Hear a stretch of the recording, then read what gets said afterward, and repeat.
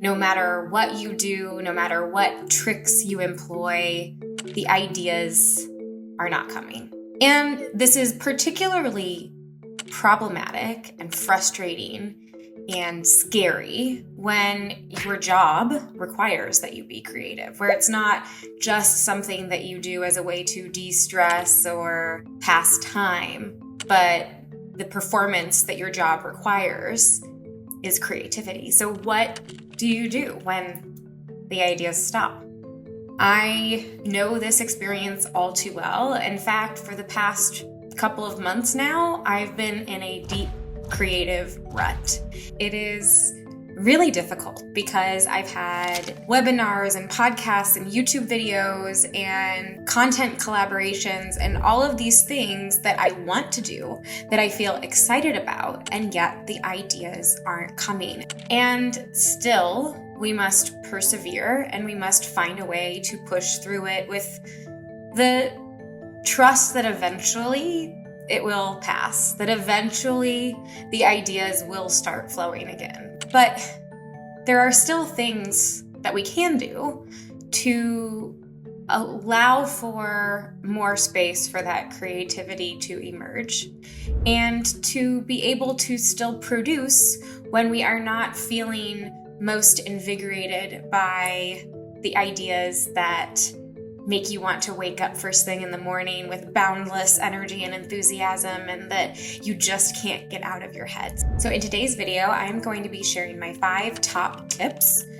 for how I push through creative block so that I can continue to produce and deliver what I need in my job and in my other goals and pursuits, because I will not let a block prevent me from achieving my goals. So as I mentioned, my first tip is just keep going. And it's not just keep going, because when you don't know how far the road is or how difficult it's going to be, that can be really overwhelming. And so what I like to do is the same thing that I do when I'm on a really hard hike and it just feels like my calves cannot possibly take another step up this steep grade. And that is to chunk things up. So rather than contemplating the miles that are still ahead of me, I just think about what are the next 10 steps that I need to take. And then after that, what are the next 10 steps after that? And I just focus very specifically on that one next thing that I need to do. And the same can be said for creative pursuits, especially when it just feels like you're pulling teeth trying to get that one idea out. If you let yourself get too overwhelmed, then suddenly you're going to find yourself crumpled on the couch, or maybe that's just me, reading and hoping that maybe the next time you sit back in front of the computer, the ideas will reappear. You have to have that trust that the good ideas will return. If you can't find that trust, then it's going to be an impossible battle. Seek small wins. So this is adjacent to 10 steps at a time, but what are those things that you can do well, that you can then have that experience of a win and a confidence builder? I think this in particular is really important because so much of creative block makes you start to question yourself and whether you are creative, whether you're going to have new ideas, whether you ever did, or it was just blind luck. And so by finding opportunities to even give yourself a little gold star, that can really help reestablish some confidence, get a little bit of that momentum going, and make it more welcoming for creativity to come back.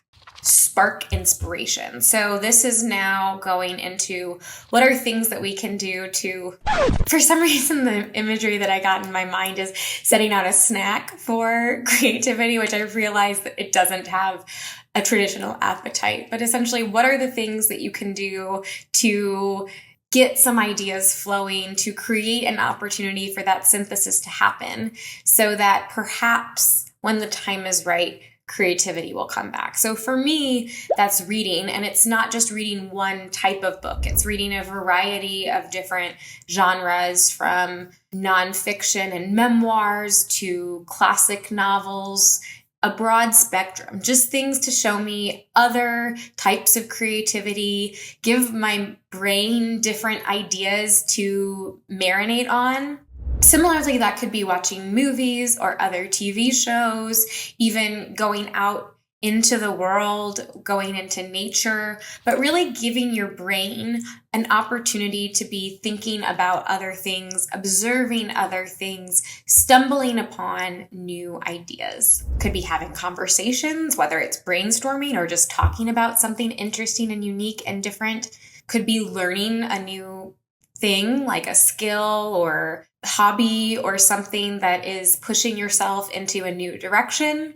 And it could even be something as simple as changing your environment. So if you always work from one space, maybe go work out of a co-working space or coffee shop, or see if a friend wants to co-work together with you, assuming that you work remotely. If you work in an office environment, that might be a little bit more complicated, but it is something to consider. And then last, but by no means least, is borrow ideas.